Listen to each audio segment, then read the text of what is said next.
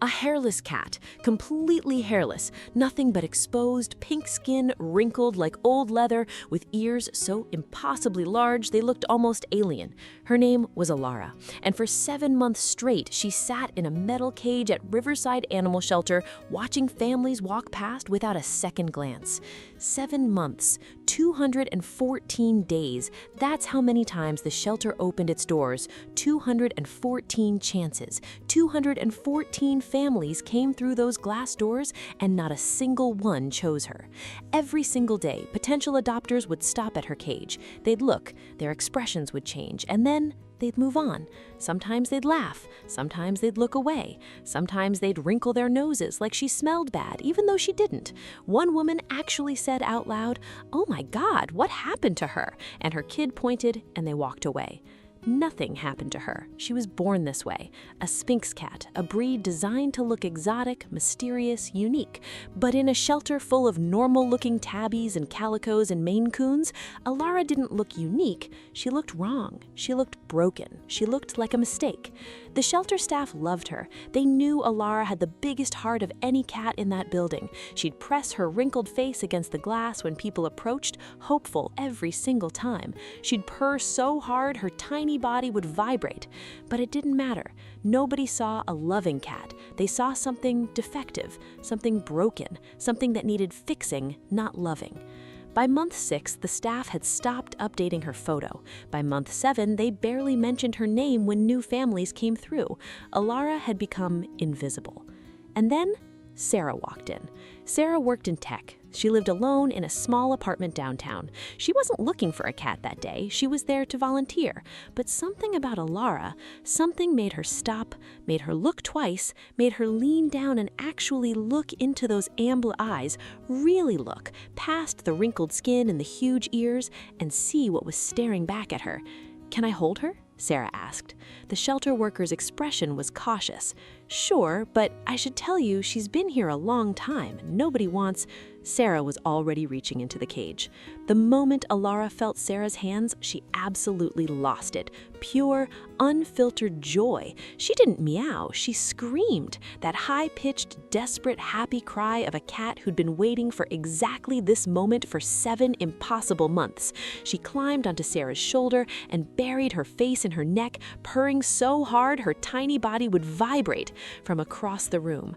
Sarah didn't put her down. She just stood there, holding this strange, beautiful, heartbreaking cat against her chest, and something happened inside her. Something shifted. "I want her, right now, today. I don't care about anything else. I'm taking her home." The paperwork took 20 minutes. When Sarah brought Alara through the door of her apartment, the cat froze. She'd only ever known the shelter, the metal cage, the fluorescent lights, the noise, the rejection. Her body tensed. Her wrinkled skin seemed to pull even tighter against her bones. Sarah set her down gently and waited. For the first hour, Alara didn't move. She just stood in the middle of the living room, completely still, scanning every corner like she was waiting for something terrible to happen. Sarah left her alone. She set out food, water, a litter box, but Alara didn't approach any of it. By nightfall, Sarah found her wedged behind the couch. The first week was rough. Alara would barely eat. She flinched at every sound. She'd never heard a door close gently before. The only doors she knew slammed. She'd never felt soft carpet under her paws, only cold cement. She'd never experienced quiet, never experienced safety, never experienced someone choosing her. Sarah didn't push. She just sat near the couch, talking softly, letting Alara get used to the rhythm of her voice. She'd hum sometimes. She worked from home, so Alara could hear her typing at the desk, moving through the apartment, living her life, not forcing anything, just existing in the same space, letting the cat decide when trust was safe. By day 8, Alara poked her head out from behind the couch. By day 12, she was in the same room when Sarah worked. By day 21, she did something that made Sarah stop typing and actually cry. Sarah was sitting at her desk when she heard movement. She turned slowly. There was Alara, standing on her hind legs, paws resting delicately on the desk, staring directly into Sarah's eyes. Just standing there, like a tiny person who'd been waiting to tell her something important. They made eye contact for what felt like forever. And in that moment, something that had been broken inside Sarah's own chest, something she didn't even know was broken, started to heal.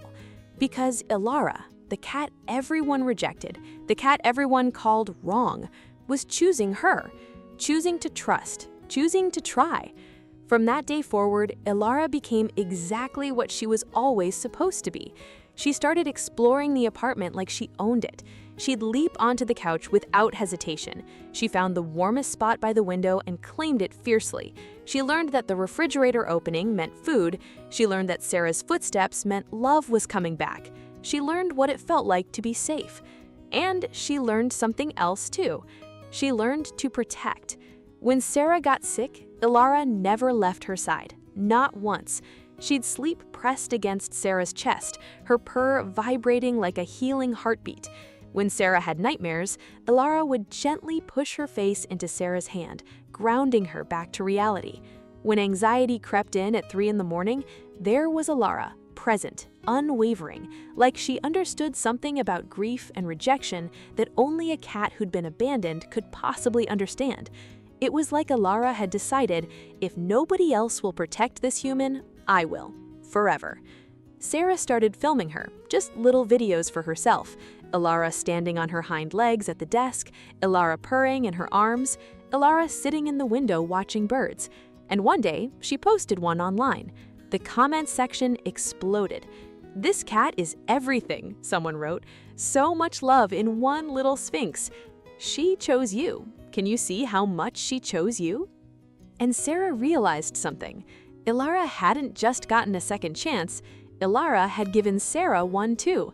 The lonely tech worker in the apartment had become someone who came home excited, someone who had a reason to be present, someone who understood on a deep cellular level what it meant to be underestimated and then proven irreplaceably valuable. Every single day, Alara would stand up on her back legs. Every single day, she'd reach for Sarah, not demanding, not needy, just reaching, like a tiny wrinkled guardian angel, saying, "I'm still here, I still choose you, and I'm not leaving, not now, not ever." If you're thinking about adopting, please remember this. They don't always look perfect. Sometimes they look exactly like what everyone walked past. But some of the most powerful love comes from a cat that nobody wanted, because once they believe they're truly safe, once they understand they were chosen, they'll spend the rest of their lives making sure you never regret it. Does appearance change how you see a cat? Or is love always enough to see past it? I'd absolutely love to hear what you think in the comments.